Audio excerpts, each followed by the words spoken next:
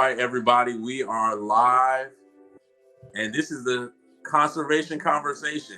If you remember, about 2 years back, I had this conversation with now Supervisor, the Honorable Miss Ashante Green, who is over Group 4 for Duval Soil and Water. And so I'm here with my main man, Ray Deacon. He is running for the Group 5 seat. And we're going to talk about just even this terminology because a lot of it is really confusing as far as what does Group 5 mean. The number one question I get, and Ray, you can speak to this, is like, well, can I vote for you? Are you in my district? And I think some of that is by design. And we're just going to get into it, what our platforms are. So we appreciate you for taking the time to watch this, whether you are watching this live with us or whether you are catching the recap. And hopefully we'll be able to cut this up into palatable bite sizes because I know y'all ain't got no attention span. Guess what? Me either. So Ray, I'm going to just start off by letting you introduce yourself first, and then I'll kind of get into a more formal introduction of myself. And let's just chat, man. Well, my name is Ray Deacon, or you can call me RJ Deacon, either one of the two. I am running for Group 5 for Soil and Water.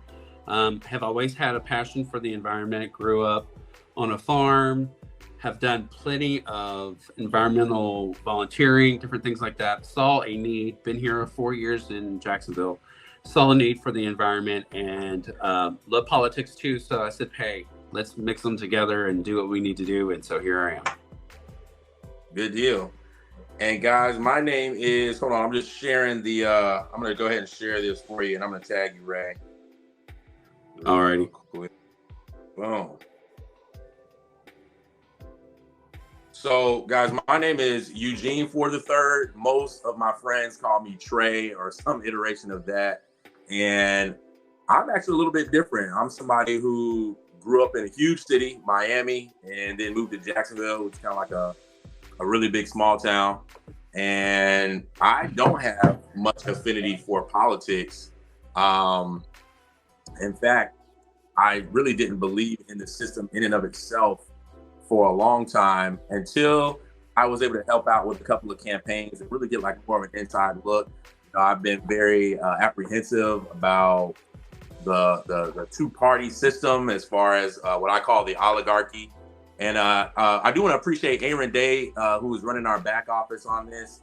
And I'm going to ask you, if you can, turn that mute. I want to turn the music off, and then we can maybe come back to it later. But again, Eugene for the third. I went to school for agricultural operations management. So that's where I first started to get a closeness to food resource economics and agricultural operations management. My focus was in construction planning. So I'm really more so on the development side and business side as it relates to how I think about soil and water, how I think about the different parts of our platform. So what I'll say next is, Ray, why don't you tell them about your platform and what you plan to bring to the table with Duval Soil and Water? Well, knowing what I've known throughout my life with farming and different things like that, I know that you guys are going to cover that aspect. And I think those that should get office, if they're voted in, I think it's going to be a great group because we're going to bring so much diversity into the group or to the board. For me, there is a little agriculture, but I think everything. One thing that I want to concentrate on, and I know this sounds silly, is urban beekeeping. That is a huge thing. There's a lot of bees that are dying in our environment nowadays. Pesticides, different things like that are killing out a huge, vast amount of bees. And people think because we live in a city that we can't keep bees, and that's just not true. There is a lot of things that we can do. If it weren't for bees, really, we wouldn't have the food that we eat. Absolutely. So it's an important step in this whole situation. So that's something that I wanted to concentrate on because I think that really, to me, that's the beginning of it, or at least one step at the beginning of it, where it comes along with what you and Ashante are more proficient in. Absolutely. I'll jump in with one platform point, and I'll just make this comment as well because I forgot to say it in the beginning. We were supposed to have Naomi Blemire, who is running for Commissioner of Agriculture and Consumer Services, on with us. She is wrapping up a campaign event. I kind of had a feeling that 9:30 was going to be too early because I know how those things go with people asking questions and people wanting some one-on-one time after those events. So if she has the time to hop in with us, we'll definitely add her in. Like I said, thank you once again to Aaron Day, who's running our back office today. And so, with that being said, one of my major platforms is ecotourism and agritourism. And the reason being is that I feel like exposure is what really expands the mind. And so, if we can get people exposed at all ages, whether it's somebody who's in their retirement years, the back half of their life looking for their second or third or fourth career, or whether it's children, as young as 4 or 3 or 2 or 1. I mean, I guess, growing up on your farm, you start at age 0, exposed to that lifestyle, exposed to what goes into it. And there's a lot of money to be made inside of agriculture, but I think that people have a certain perception of it, and it could be based on a number of different things. Maybe some true and some false, but I think a deeper exposure to it would be helpful. And then on the ecotourism side, I think just the intersection of business and still being conscientious of the planet is really important for me. That's why I've been using Captain Planet as kind of like my theme and logo around my campaigning process. And I mean, it's just I think that capitalism and sustainability can intersect in a lot of places without it being like a trick for profiteering and stuff like that. And we don't have to go into global warming and any of that stuff. I know that's a sensitive subject, but we just talk about Duval County and as it relates to food and things like that. So Ray, what's another one of your platform pieces? There's a lot for our county. So I've been using, solar power as in growing. I mean, a lot of people don't think about that. And also the hydroponics, that's something that I'm you and I spent time at that Florida State, university, whatever it is. Florida State College of Jacksonville. Don't say that. Yeah. Wherever. Oh, not them. I got my places wrong. But we went through that ourselves. And so that's very important. I'm really trying to look at it from a city aspect. And I will say this too. A lot of people vote when they see the soil and water, they're like, who are these people? I mean, definitely. So I think if I'm privileged enough to get this position, I think that I want to work harder into making sure people know exactly what the board is about. I mean, it's kind of a quiet secret, I guess you could say. Right. But I think go ahead and describe it. Like, describe what is because you got to go to one of the meetings recently. I was on Zoom, but if you had to answer this, what is the Duval Soil and Water Conservation Board? Well, from what I understood at the meeting, it's just pretty much taking care of the environment in Duval County, like the generational park. It's growing vegetables, the soil, what pollutants do to our environment in the area, that kind of thing. So it's a very vast, huge, from what I understood it to be, a very big, broad position of many things. So definitely. Yeah. Definitely. No. I mean, and people, it's an unpaid position, ladies and gentlemen. So it's not like we're coming into this about to get rich on politics or anything of that sort. It's a non-party affiliated position. Funny story, and Ray, you already know this, but somebody gave me a call and they went through my website, and I guess they, for the most part, liked what they heard, but there was one detail that was missing for them. And so the guy asked me, I want to know if you're a Republican or a Democrat. And I attempted to try and explain to him that I was neither, because this particular position has nothing to do with that. But I guess my response was not sufficient. And I'm not going to say whether I assume he was a Democrat or a Republican, but I feel like what I love about the board is that it's probably comprised of people who are both, as it relates to some other issues, whether it's social issues or issues about rights and things like that. The main issue that we focus on, I think, in my opinion, is food sovereignty. And, one of the things that I do know is that in Jacksonville, if I-10 or I-95 or both were closed down for any reason, then we only have 72 hours worth of food that's in stores, from warehouses to grocery stores.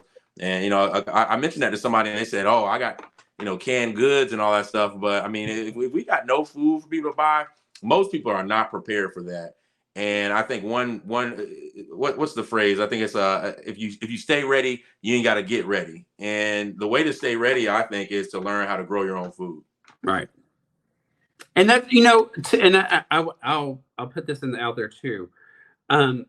Growing up in a farm, growing up in the hills of Virginia, like, it was so much easier to plant a garden there. My mom was well known for her garden, and I spent from the time I was a kid to the time I was a teenager helping her out. And when I moved to Florida, I found a huge difference in the soil here. And it was mostly sand, that kind of thing. And it was also where it was waterproof. So for 2-3 years, the knowledge that I had of growing a garden, of growing my own vegetables, because that's all I've lived on. I tried to do that here in our backyard, matter of fact, and it didn't work because I didn't know the way to do the soil here in Florida. So I'm still learning more of the sand environment, I guess you could say. So that's something that I'm going to learn, hopefully, off of this board too, that how I can grow in that aspect of where I'm at. You make a really good point. And one of the things that I can say that the Duval Soil and Water Board did is they created a Start Farming mentorship program to address exactly that. And that's one of the things, again, that helped me to start to believe in policy making and government again through this board. It's literal grassroots. And the Start Farming mentorship went over composting. We learned about raised beds. We learned about soil composition, a multitude of other things directly related to growing food. And they have that. I believe that mentorship is going on again. I want to say this is the second year of it. Another thing that the board has did is a regeneration park, where they got into the science behind some of the things that you started to talk about as far as pollutants in the soil, and learning how to regenerate that soil so that it can be used for growing food. Because I mean, literally, however the soil is going to determine, the what the produce is like that you're eating. And so that's a big time, along with beekeeping. We even had I think the beekeeper, there's a beekeeper here in town. Her name is escaping me right now, but that's a major important occupation, I would say. And exposure. I think a lot of kids don't get to meet somebody like that. Go ahead. I was going to say, this is a weird story, but it's the absolute truth. My grandfather had at least 10 hives of bees in Virginia. And unfortunately, I know this sounds weird, but when he passed away, my mom had to go out and tell the bees that my grandfather had passed. And so that shows you, and I know that sounds crazy and it sounds like a myth. Not to me, man. We're all connected, man. I mean, from the soil to the sun, there's connectivity. But it proved to me, even, I know, and I'm pushing the bees a little bit more than normal, but it proved to me that there's, like you said, there's a connection. And when I looked more into it about how they infect our environment, and if we didn't have them, if we didn't have cross pollinators, we wouldn't have vegetables, we wouldn't have plants that we could eat. So we've got to start sometimes at the basics, and that's going to be my outreach. Definitely. I'm going to shout out Kim Wallace, she's pretty much going to be on the board because she's running unopposed. And I think all three of us share this within the conversation around our platforms, and that is education at the youth level. She's an educator by trade. Her and Ace, who's another friend of ours, went through the Start Farming mentorship with us. And I believe that, and I think Naomi even mentioned this as part of her platform as well, community gardens or some education at the youth level, whether it's public schools, whether it's charter schools, whether it's private schools, on getting connected with the soil, getting connected with planting and gardening. In my opinion, there's also something very therapeutic from a mental health standpoint about gardening, about learning patience, seed time and harvest. And that's paramount because we live in a microwave society at this point. And I think a little patience is what we could all use, and learning how to wait and learning how to reap a reward after working for it, earning your keep, so to speak. And so, we're at 15 minutes here. Like I said, people don't have super long attention spans. We're not going to hold you too long, but again, comment below on this. I guess we're on Facebook. Comment below on this. If you have questions for us, if you have comments for us, if you hate us, whatever it is, we can take it. Any last comments, Ray? I'm not going to lose any sleep. Well, you're making a good point, as in growing, beds and different things like that. I wanted to say that I am from Virginia, but I moved to Kentucky and I've lived in Kentucky pretty much half my life until I moved to Jacksonville. One time for Louisville. That's my birthplace. Louisville, Kentucky fan. Oh, you a Lexington guy. That's right. Yeah, Kentucky all the way. But what I have very close friends that work in the health department there, and they started the one particular friend that I have. He works for the needle exchange program. So you would have a lot of people that were addicted to drugs. You would have a lot of people that were homeless, that kind of thing.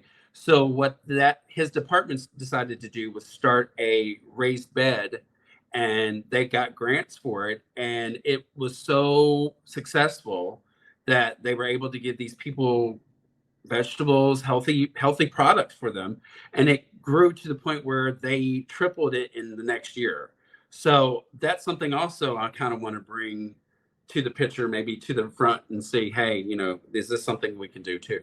Absolutely. And that reminded me actually that through the growth of, I guess, agriculture, farming, small farming, and things of that nature, inside, even aquaponic growing, hydroponic growing, all of these are potential job creators. And, people talk about there being a lot of homeless people. People talk about joblessness. People talk about minimum wage and different things of that nature. And we can address it through this lane in a lot of different ways. And so with that being said, Ray, what do you have coming up, if anything, over the next, we got until November 8th, and early voting is already deep into it. I think early voting ends, I believe, on Sunday, the 6th. 6th, yeah. And then the true election day is November 8th. So what do you got coming up, if anything? Where can we find you? All that good stuff. You can go to my website, deaconforduval.com. It pretty much goes over everything that I'm for. I want to bring to Duval County. You can also see my endorsements, different things like that. Same thing, Facebook, Instagram, Duval, or Deacon for Duval, excuse me.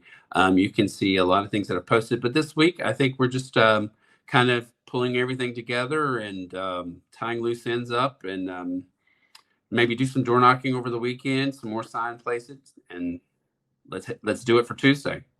Outstanding.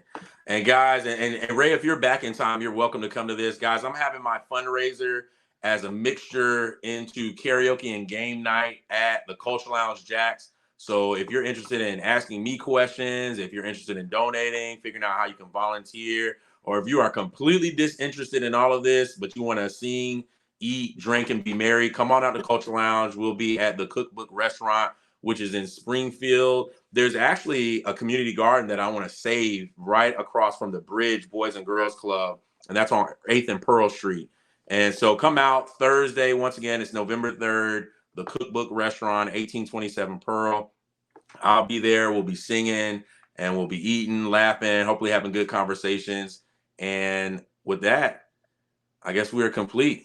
Well, maybe one night we can get Naomi on here. Maybe look, we got to get in and out. So Naomi, we'll catch you next time. I appreciate you for being willing to do this, and we'll get the schedule locked in. And maybe we should run these a couple more times, get Kim involved, maybe somebody from Duval Soil and Water. So give us any feedback that you guys have on how this went.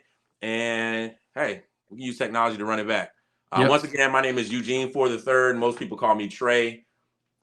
Group 3 for me, Group 5 for Ray. We'll see you next time. All right. Thanks, Trey.